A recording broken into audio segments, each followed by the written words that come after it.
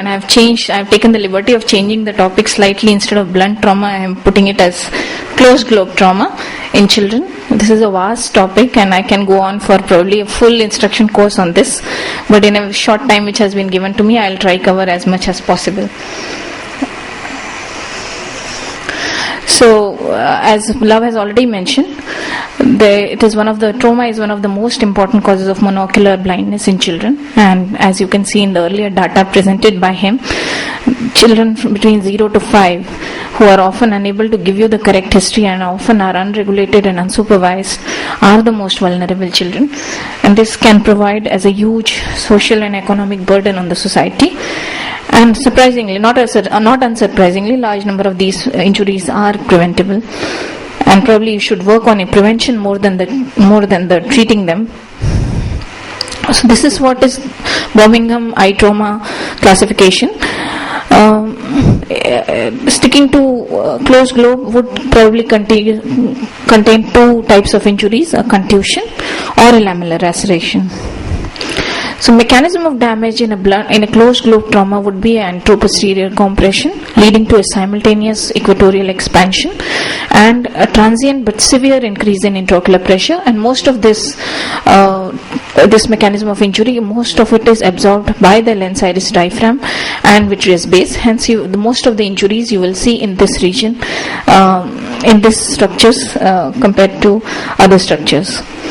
This is a pictorial representation how a closed globe injury may happen. As you can see, there is an anteroposterior pressure leading to an equatorial expansion. When these children come to you in the clinic, often this is a very quick examination which you should do, because these children may be under pain and may not allow you a very detailed examination. But visual acuity, as far as possible, should be attempted to be recorded. Extent of the injury, as far as the anterior segment or posterior segment is concerned, you should quickly assess. Pupils should be noted, because a lot of these can have medico-legal implications, and your preliminary examination has one of the most important documents which you do in any trauma. Forget closed or open globe trauma. So pupils should be noted. If you suspect that there is if you are not sure about this injuries, at least a shield should be given to these children. Medication for pain, as well as immunization if required, more for probably open globe than closed globe.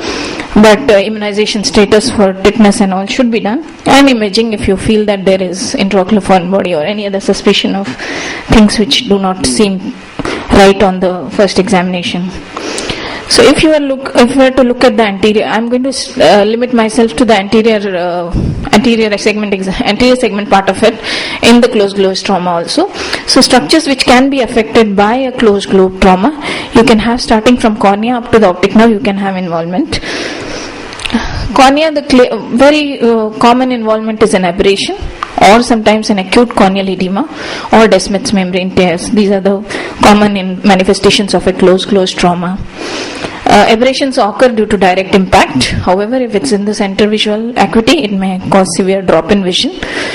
Luckily, a good thing is that most of them will heal spontaneously within 12 to 72 hours. Question is whether you should patch or not patch. Their opinion is divided. If you patch, you are all completely okay, and even if you don't patch, probably it's okay. But patching does promote healing faster. But if you suspect any infection, do not patch. Bandage contact lens can be given, and if there are superficial flaps or aberration which is not completely, or lamellar flaps which are large enough, you can use a fibrin glue or even suture them if required. Even if it's not a full thickness penetration, if it's a large lamellar flap, you're completely alright if you either put a glue or even suture it if required. And of course, supportive therapy in form of topical antibiotics and NSAIDs will be helpful. Acute corneal edema also, this can be secondary to the focal or diffuse dysfunction of the corneal endothelium. It may present as folds in Descemet's membrane and stromal thickening, and again usually clear spontaneously. Tears in Descemet's membrane, most commonly in pediatric age group, you will see probably following forceps injury during birth. Birth injuries very often cause radial tears in the Descemet's membrane, leading to localized edema, or sometimes even the full cornea may be edematous. Maybe most of them is unilateral. Now coming to the anterior chamber, hyphema is one of the most common things which you see following closed globe injury. Source of the bleeding is usually iris or ciliary body, and goals of management in a hyphema will rest on prevention of rebleeds, control of any elevation of intraocular pressure, and prevention of corneal blood staining, because either all three of them can be vision threatening and potentially serious. So this is a picture which I have, can be vision threatening and potentially serious. So this is a picture which I have borrowed from Dr. Love of a child with a hyphema, and you can see the hyphema is there, and there is probably some corneal edema along with the hyphema. So what are the deciding factors when you look at a child with hyphema? You have to look on document the amount of blood, intraocular pressure, and if possible you should get yourself a sickle cell status. You should ascertain the history if the child has any sickling tendency, because these will affect your management or a course of management in a child with hyphema. The conservative management will include rest, cycloplegic agents, steroids.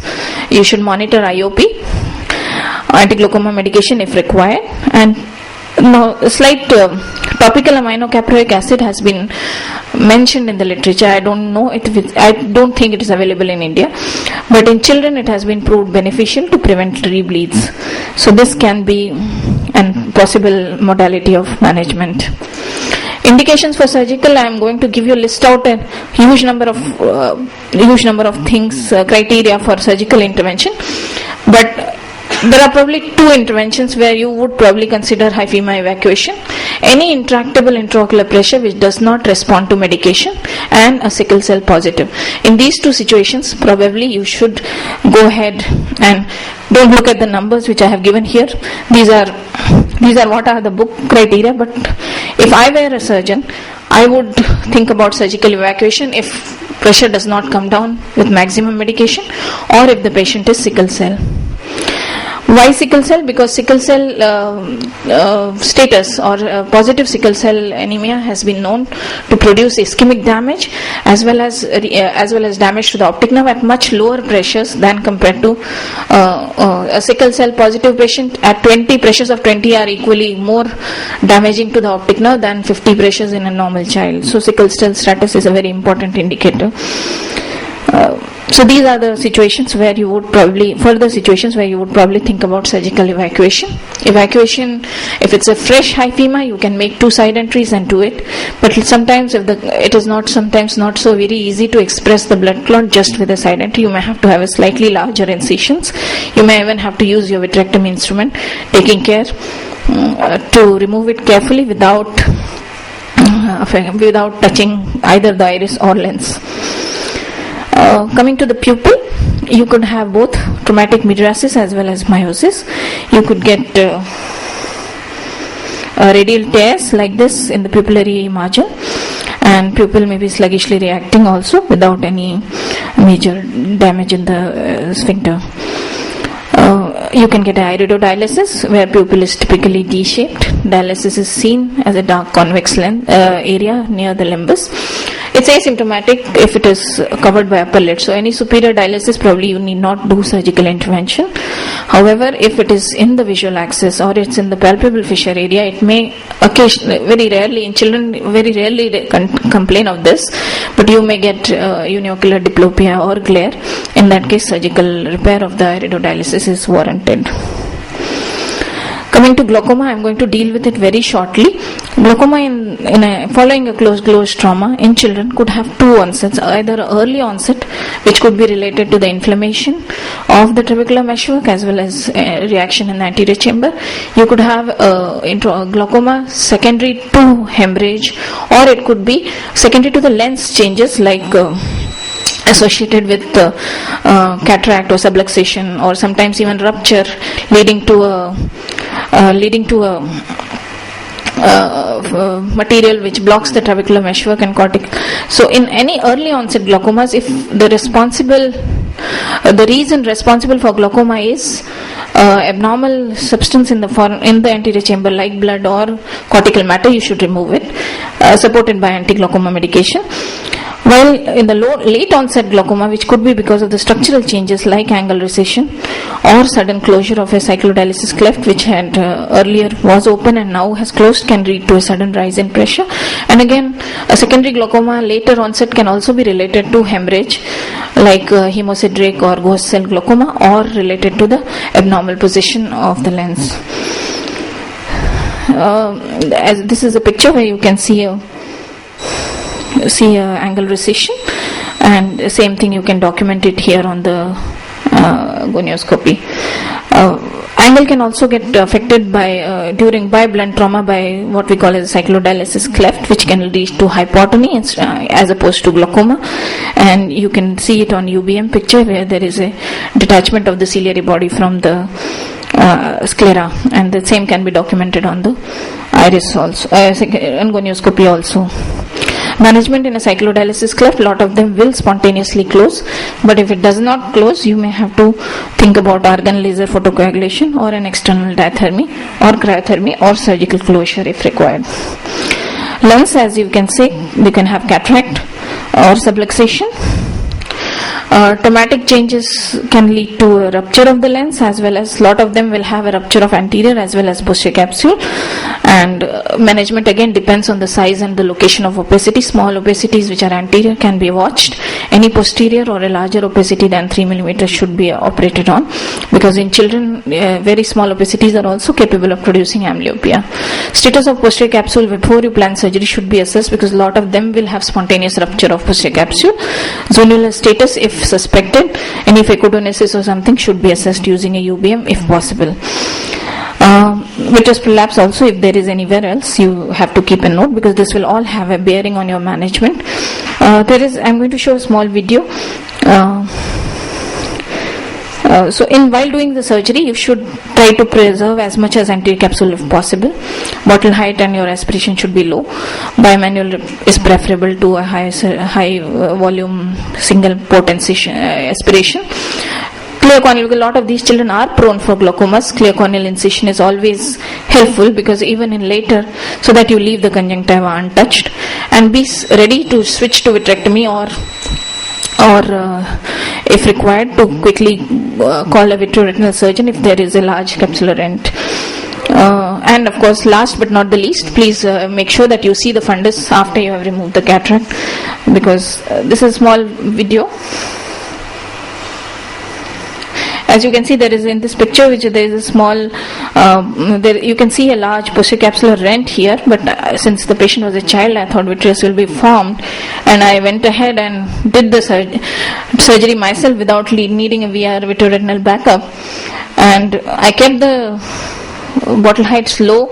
I went with the vitrectomy instrument. Still, as you can see, as I am nearly aspirating, a lot of it has kind of dislocated in the vitreous cavity, and I had to switch instruments to a vitrectomy mode. But since I had an intact rhexis, I was able to place the lens. You can see my vitreoretinal colleague had to come and use a 3-port vitrectomy to remove that cortex which happened. But the patient has 6/6 vision later on. Subluxation of lens is also common. Lens can deviate towards the intact zonule. Can lead to uniocular diplopia and lenticular astigmatism. Complete dislocation into the posterior cavity is relatively rare, because children often have very strong zonules, and it is you need a really extensive trauma to get a posterior dislocation. Again, these are your management options. If you are looking at subluxated, if subluxation is restricted to one quadrant or less, you can definitely go ahead and do a lens aspiration, making sure your haptics rest in the bag in the areas of zonular weakness. Globe rupture, again, it's anterior and it's in the vicinity of Schlemm's canal, and it can be masked by extensive hemorrhage. So as Love has already mentioned, there is a need for good exploration if there is